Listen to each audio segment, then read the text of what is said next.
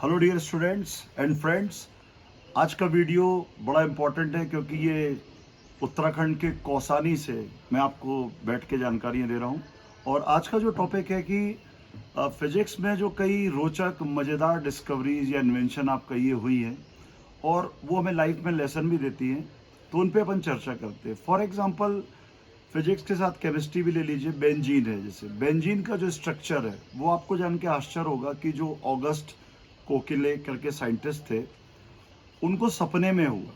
सपने में उनको एक स्नैक जैसा स्ट्रक्चर दिखा, सारे जो मॉलिक्यूल्स वो डांस कर रहे हैं, इस तरीके का एक स्ट्रक्चर दिखा। और नींद से जब वो उठे तो उन्होंने बेंजीन का स्ट्रक्चर बना दिया। बड़ी मज़ेदार बात है कि सपने में, ड्रीम में बेंजीन का जो केमिकल स्ट्रक्चर है उसकी डिस्कवरी हुई। दूसरी हम चर्चा करते हैं फेराडे जी की। फेराडे जी ने एक बहुत बड़ी डिस्कवरी की कि मैग्नेटिक इफेक्ट से करंट प्रोड्यूस कर सकते हैं। उसकी भी बड़ी रोचक घटना है कि फेराडे लगभग 8 साल तक दिन रात लगे रहे कि कैसे मैग्नेटिक फील्ड से करंट को प्रोड्यूस किया जा सके।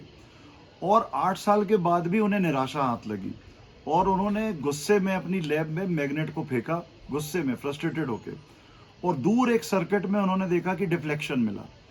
वो चौंक गए कि डिफ्लेक्शन इस सर्किट में मिल रहा है और इसमें तो बैटरी सेल कुछ है ही नहीं।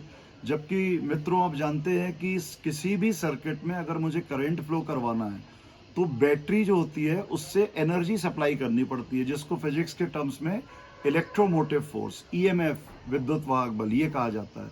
तो विदाउट ईएमएफ वहां पे कैसे करंट प्रोड्यूस हो गया? तब उनको आइडिया आया कि अरे, ये जो मैंने मैग्नेट फेंका है इससे कुछ हो रहा है। और फिर वो इतना खुश हो गए कि पूरी रात मैग्नेट और कॉयल इसी से खेलते रहे। और फिर उन्होंने बताया कि भाई, ये जो मैग्नेट मैंने फेंकी थी, इससे जो मैग्नेटिक फ्लक्स निकल रहा था वो कॉयल से कभी इंक्रीज हो रहा था और जब वो दूर ले गए तो डिक्रीज हो रहा था। तो इस मैग्नेटिक फ्लक्स में जो चेंज हुआ उसने ईएमएफ प्रोड्यूस कर दिया।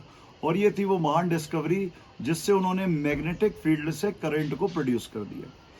तीसरी बात, हम आते हैं मैक्सवेल्स। बहुत फेमस नाम है भाई फिजिक्स में, मैक्सवेल्स इक्वेशन।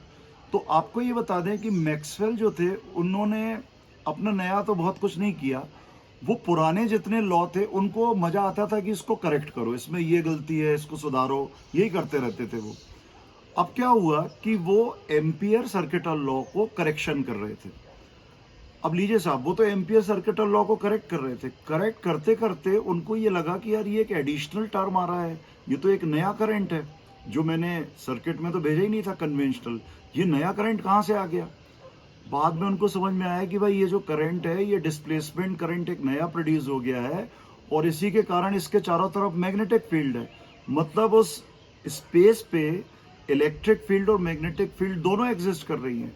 और उन्होंने इसी कॉन्सेप्ट से इतनी महान डिस्कवरी कर दी, इलेक्ट्रोमैग्नेटिक वेव्स, जिस पे उनको नोबेल प्राइज मिला। और आज जो मेरा वीडियो रिकॉर्ड हो रहा है, जो मोबाइल चल रहा है, वो मैक्सवेल की ही देन है। तो मित्रों, स्टूडेंट्स, मैं आपको ये बताना चाह रहा हूँ कि इन 3 घटनाओं से हमें लाइफ के लिए भी लेसन लेना है। एक तो पेशेंस। 8 साल तक फेराडे जी दिन रात लगे रहे एक कॉन्सेप्ट के लिए। आपको भी हारना नहीं है, जुटे रहना है। दूसरा, ड्रीम में कोई चीज आ रही है। अरे भाई, ड्रीम में कोई चीज तब आएगी, ऐसा नहीं कि अचानक आ जाएगी।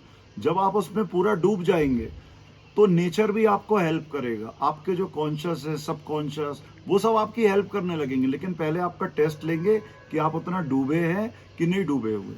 और तीसरा, मैक्सवेल जी, अगर आप किसी को सुधार रहे हैं, किसी की मदद कर रहे हैं, तो नेचर आपको गिफ्ट देता है कि आप नई खोज कर देते हैं।